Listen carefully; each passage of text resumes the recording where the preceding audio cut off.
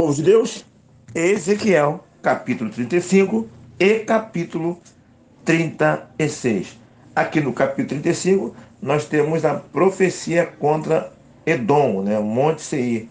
Então, essa profecia, nós já tivemos contato com ela em capítulos anteriores. Você sabe, os edomitas têm lá uma origem, lá com Esaú, e essa briga é antiga. Mágoas, dores, traumas do passado que não foram resolvidos acabam trazendo consequência no presente. Assim é a nossa realidade emocional também. Você já tem aprendido, né? Todo trabalho terapêutico, todo trabalho de um psicanalista, de um psicólogo, vai vasculhar lá o seu passado, a tubulação de sua vida, porque é lá que tem a raiz de todos os seus problemas, lá que tem a raiz da tua realidade hoje, daquilo que você tem como consequência hoje. Aqui é consequência de uma raiz lá do passado, de uma briga antiga, de problemas não resolvidos, que vem acarretando várias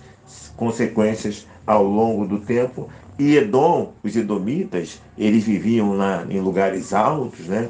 Nos montes, e geograficamente tinham vantagens sobre os seus inimigos, e eles se orgulhavam disso. Eles aproveitaram a fragilidade do povo de Judá na invasão da Babilônia, e eles adquiriram terras do povo de Judá. Eles também facilitaram o povo babilônico, né? De alguma maneira, direta ou indiretamente, se juntaram ao povo babilônico, né? Ajudando o povo babilônico a capturar e a ferir o povo de Judá. Então nós já temos essa sentença, e isso é algo que está sendo reafirmado aqui. E segundo o comentarista Champlin, Edom, na verdade, está simbolizando aqui também todas as nações inimigas. Ou seja, nós temos aqui um contraste entre o capítulo 35 e o capítulo 36. Porque no capítulo 35 é uma sentença, né, de destruição de um monte, simbolicamente falando.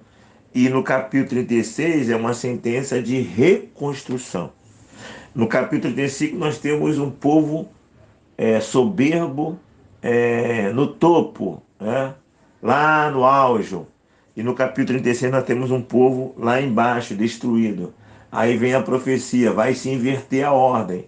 Quem está lá em cima vai descer, quem está embaixo vai subir. Essa é a ideia básica dos dois capítulos e do contraste. Aqui no capítulo 35, versículo 5, pois guardaste inimizade perpétua e abandonaste os filhos de Israel no tempo da calamidade e do castigo final. Versículo 6, por isso diz o Senhor Deus, tão certo como eu vivo, eu te fiz sangrar, e sangue te perseguirá. Ok? Então, a consequência que ele fez, guardaste inimizade perpétua. Meu irmão, minha irmã, você também tem guardado inimizade perpétua?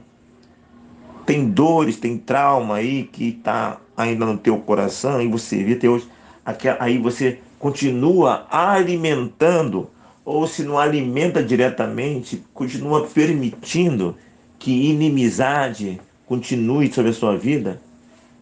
Aquele parente, aquele irmão, aquela irmã, aquele vizinho, aquela situação que criou, e aí até hoje há uma separação, até hoje vocês não se falam, você até hoje continua fechado ou fechada para a reconciliação, para o perdão? Há mágoas antigas aí? Há aí inimizade perpétua? Então isso precisa ser resolvido.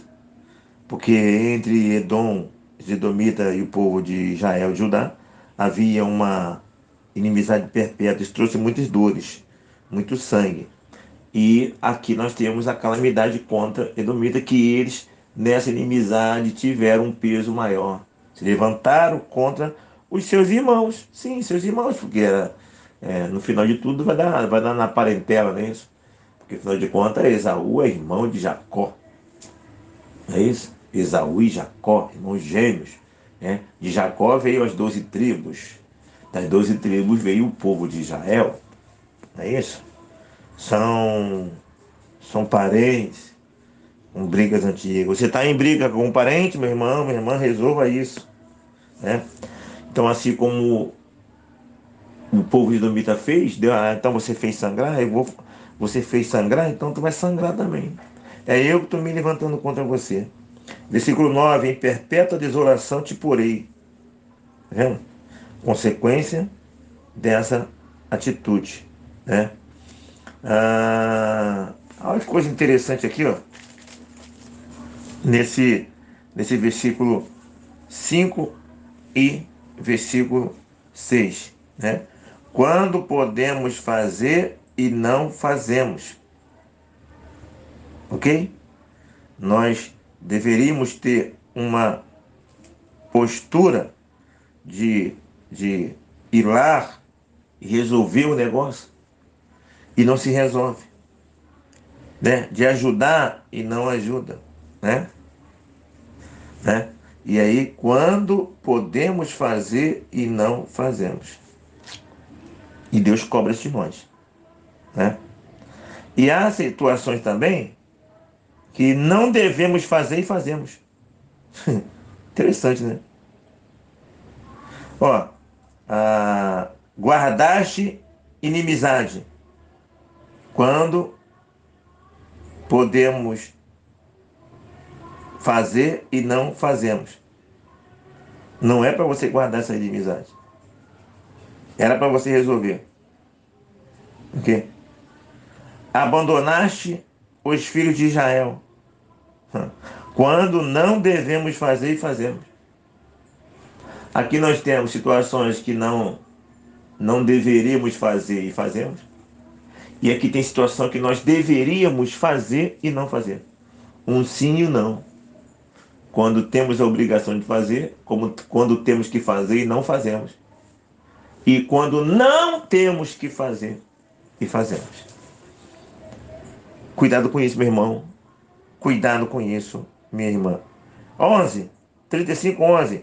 Procederei segundo a tua ira e segundo a tua inveja. Ou seja, eu vou proceder de acordo com a tua semente. O que você vai plantar, o que você tem plantado, você vai colher agora. Ok? É assim que vai acontecer, né? Proceder segundo a tua ira, segundo a tua inveja, com que no teu ódio os trataste. Serei conhecido deles quando te julgar. Ok? Versículo 12. Eu, o Senhor, ouvi todas as blasfêmias que profetizaste contra os montes de Israel, dizendo, né? Já estão desolados, a nós nos são entregues por pasto, se gloriando na dor do outro. Versículo 13: vós vos engrandeceste contra mim com a vossa boca e multiplicaste a vossa palavra contra mim, e eu ouvi. Meu irmão, quando falamos contra o Senhor. Observe que o povo edomita, ele se levantou contra o povo de Israel, Judá, né? E certamente declarou que o povo de Judá, o Deus de Judá, perdeu, né? O Deus de Judá se enfraqueceu, em comparação com aquela ideia que eles tinham de vários deuses. Quando Deus julgou o povo de Judá, de Israel, e deixou acontecer aquele negócio, e fez aquele negócio acontecer, o que Deus ouviu lá do povo edomita? Foi coisa boa? Não. Eles se levantaram contra o povo de Deus e de alguma maneira também falaram coisas que não deviam contra o próprio Deus. Eu imagino, né, que Deus perdeu, que Deus está fraco. E aí, por causa do povo de Israel, isso vai falar no outro capítulo, Deus foi envergonhado, né? Quando na verdade não existiu aquilo, mas ele foi envergonhado, foi mal visto. E esse povo edomita se engrandeceu. Ah, você falou contra mim também? Não, você vai ver. Entendeu? Essa é a ideia. Versículo 15. Como te alegraste com a sorte da casa de Israel, porque foi desolada, assim também farei a ti. Desolado será o monte Seir e todo o Edom, sim, todo, e saberão que eu sou o Senhor. Saberão que eu não sou derrotado como eles estão achando que eu sou. Saberão que eu não estou fraco. Não? E saberão que eu não abandonei o meu povo, como vocês estão pensando que eu abandonei. Interessante que outros povos, a própria Babilônia mesmo, vai reconhecer que Deus estava usando ela. Né? A Babilônia que os edomitas ajudaram não tinha a mesma posição dos edomitas, porque Babilônia entendia que era Deus que estava fazendo aquilo. Os edomitas não entenderam dessa maneira. E isso é mais um peso, isso é mais uma consequência que os edomitas irão provar o furor da ira do Senhor. Aí vem o capítulo 36, que é o capítulo da restauração. Né? Capítulo 35, repito, sentença de destruição do monte. Né? E monte aí é simbolicamente falando. Capítulo 36 é sentença de restauração do monte Israel, simbolicamente falando, que foi destruído. Okay? Assim, versículo 2, diz o Senhor Deus, visto que diz o inimigo contra vós outros, bem feito, e também o eterno nos lugares altos são a nossa herança. Então, vê, estão falando bem feito? Eu estou dizendo para você, nos lugares altos será a sua herança. Né? Portanto, versículo 3, profetiza e diz, assim diz o Senhor, Deus, visto que vós assolaram e procuraram abocar-vos de todos os lados, para que fosseis possessão do resto das nações, e andais em lábios paroreiros,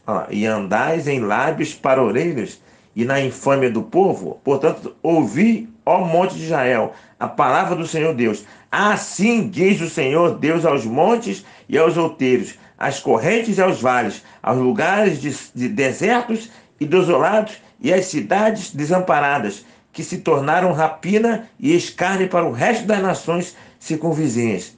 Portanto, assim diz o Senhor Deus, certamente no fogo do meu zelo falei contra o resto das nações e contra todo o Edom. Eles se apropriaram da minha terra com alegria de todo o coração e com menosprezo de alma, para despovoá-la e saqueá-la. E agora, meu irmão, assim diz o Senhor, acabou. Então você vê, ó, lábios paroleiros, né? Versículo 3. Essa expressão, né, de paroleiros aparece lá em Atos dos Apóstolos, não é isso? Né? A pessoa fala demais, né? Falante, se engrandece, né? E a ideia aqui no caso de pessoas que falaram contra o povo de Deus, né? 36, 3. 36, 3. Estão falando de vocês, né? Estão falando do povo de vocês, estão falando demais, né? Estão fuxicando, não? Estão falando infâmia. Acabou, filho.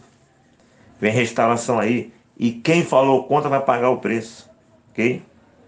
Vós, versículo 8. Vós, ó monte de Israel, vós profetizeis os vossos ramos e dareis vosso fruto para o meu povo de Israel, o qual está prestes a vir.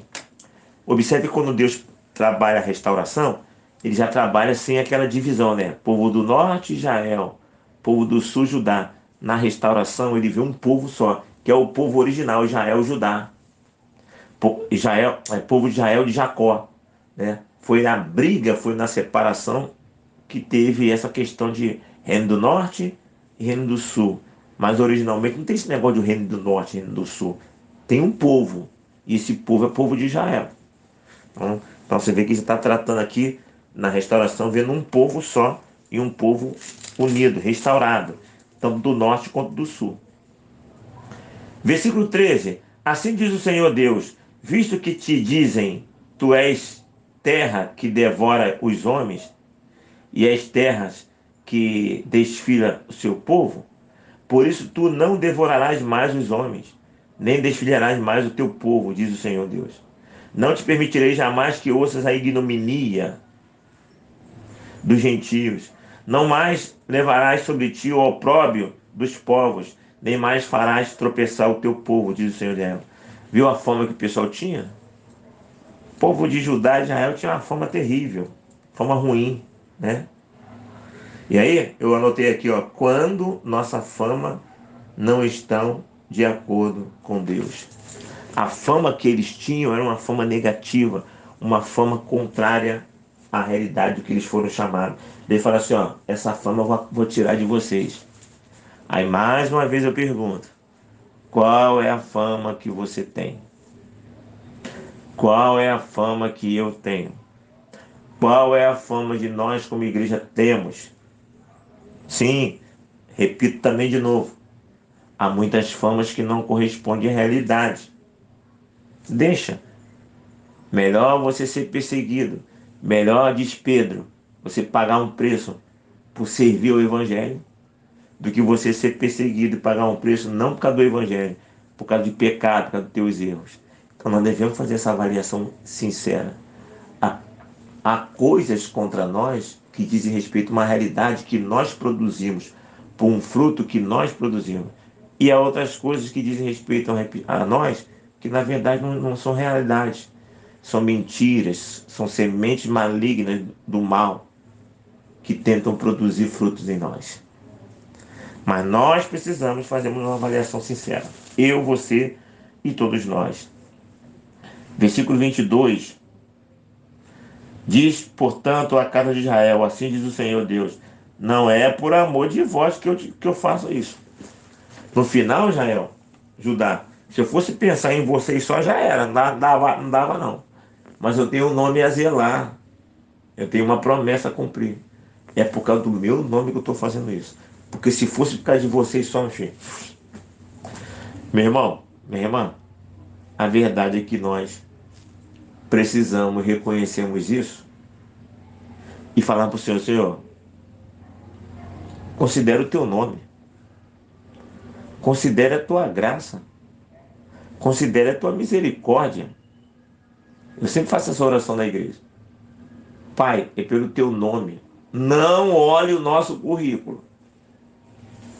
Porque se o Senhor olhar o nosso currículo, o nosso passado, fica difícil para a gente. Olhe para o teu nome, olhe para a tua graça. Essa é a minha oração de acordo com a palavra. Porque nós estamos na mesma realidade, mesmo que seja em proporção de pecados menores, mas nós estamos na mesma realidade do povo de Judá e do povo de Israel. Nós precisamos que Deus olhe para o nome dele. E essa é a nossa oração de acordo com a palavra. Senhor, olhe para o teu nome, por tua graça, por tua misericórdia. Porque se você olhar para o nosso currículo, já era. 25, 36, 25. Então aspergirei água pura sobre vós e ficareis purificados. Oh, meu Deus, oração de acordo com a palavra. Faça isso em nós também. Derrame a tua água sobre nós, Pai. Purifica-nos, como diz aquela canção. Purifica-nos, ó Senhor Jesus. Purifica-nos no teu nome. Mais ou menos assim, né? Quero estar sempre em tua presença. É por isso que clamo a ti. Purifica-nos, ó Senhor Jesus. Que essa seja a nossa oração. Que essa canção seja uma das nossas canções aqui em nossa sugestão de hino, em nosso devocional. Que essa purificação, purifica-nos, Senhor. E se você observar direitinho no versículo 26, né? Depois do exílio, depois de 70 anos, a idolatria foi banida do povo de Judá. Sim, eles continuaram errando, continuou muito trabalho ainda depois do exílio, mas a idolatria foi banida. Deus levou um coração novo àquele povo, um coração de carne, não um coração de pedra. E o pior de todos os males no povo de Israel foi banido, que era a idolatria. Olha o versículo 27. Porei dentro de vós o meu espírito e farei que andeis nos meus estatutos. Meu irmão, no tempo da graça, a Bíblia nos fala que o Espírito já habita em nós. Mas a nossa oração é que ele põe em nós aquele espírito de renovo, vamos dizer assim, aquele espírito de renovação, né, que nos faça, que esse espírito mesmo mova dentro de nós e nos faça uma nova criatura. E aí de novo vem aquele hino, que é um hino que é cantado, pode ser cantado em forma de oração, né? Renova-me, Senhor Jesus, já não quero ser igual. Renova-me, Senhor Jesus, põe em mim seu coração. Alguma coisa assim, não é isso? Eu não gosto de cantar aquela segunda parte da maneira que ela é, não. Eu gosto de inovar. Eu sempre canto assim, ó. Porque muito que há dentro de mim necessita ser mudado, Senhor. Porque muito que há dentro do meu coração necessita mais de ti. Não gosto muito que fala que tudo que é meu, né? Porque tudo que há dentro de mim, né? Tudo não, muito. Há coisa que não precisa ser mudada, precisa ser permanecida. Claro, no sentido de ter mais, amém. Mas no sentido de tirar, não. Há coisas que não precisa tirar do nosso coração, não. Precisa permanecer nele, que são coisas boas. E essas coisas boas, elas precisam ser cada vez mais renovadas. Aí tudo bem. Agora, tirado não. Agora, muito de nós, de pecado, de comportamentos, precisa ser tirado de nós. Que essa seja a nossa oração. A oração de acordo com a palavra. Versículo 29. Livrar-vos-ei de todas as vossas imundícias. É o que nós queremos, Senhor. Né? Livra-nos de nossas imundícias. Né? Olha o 31. Então vos lembrarei dos vossos maus caminhos e dos vossos feitos que não foram bons. Tereis nojo de vós mesmos por causa das vossas iniquidades e das vossas abominações. E eu quero, oh, meu bem, mais oração de acordo com a palavra. Senhor, eu quero, nós queremos lembrar-vos dos nossos maus caminhos, porque há pecados que nós mesmos não lembramos. Nós queremos lembrar dos nossos maus feitos, né? Que não foram bons. E nós queremos ter nojo disso. Nós queremos isso, eu quero. Ó, Espírito Santo, eu quero lembrar dos meus pecados e ter nojo dele. Eu quero que o Senhor me lembre, para que eu possa confessar, negar e ter nojo. Faça isso.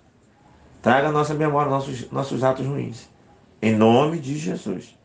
Oramos de acordo com a palavra. Sim, Pai, versículo 32. Não é por amor de nós. Que fique bem entendido, tá? Está bem entendido, Pai. Sim, está bem entendido. Assim como diz aqui o versículo 32.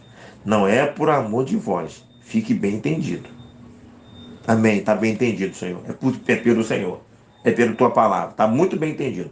Mas faça. Em nome de Jesus. Faça isso em nós. Já entendemos. É pelo Senhor, não por nós. É pelo teu nome. É pela tua honra. Amém. Que seja assim. Mas faça, Senhor.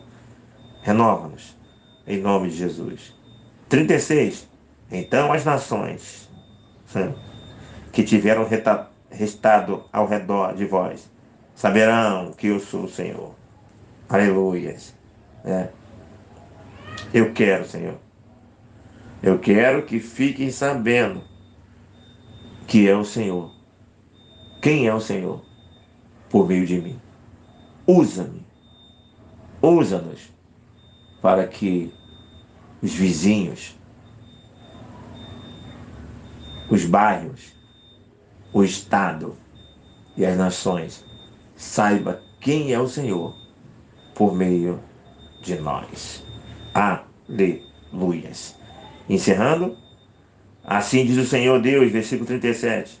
Ainda nisto permitirei que seja eu solicitado pela casa de Israel, que lhe multiplique eu os homens como rebanho. O Senhor dizendo, eu vou permitir que eu seja solicitado. Isso, Senhor. Espírito Santo de Deus, leve a nossa oração ao Pai. Fale ao Pai sobre o nosso pedido, no sentido que Ele permita que seja solicitado por nós. Nós queremos solicitar ao Senhor e pedimos que Ele abra essa permissão de solicitação ao Espírito Santo. Leve essa oração ao Pai, em nome de Jesus. Queremos ter permissão de entrar no Santo dos Santos. Queremos ter permissão de entrar na sala do trono com nossas orações. Faça isso, Espírito Santo. Leve essa nossa solicitação ao Pai. Queremos ser revestidos de graça. Queremos ser renovados. Queremos que o Espírito Santo nos surpreenda. Como aconteceu no dia de Pentecostes, um vento impetuoso que encheu toda a casa. Que esta casa seja cheia, renovada, para a honra e para a glória do Senhor. E como diz o versículo 36, e saberão que o Senhor é o Senhor. Essa é a nossa oração, de acordo com a palavra, em o nome santo de Jesus. Amém e amém. Aqui, Pastor Renê. Pense em todas essas coisas e que Deus nos abençoe.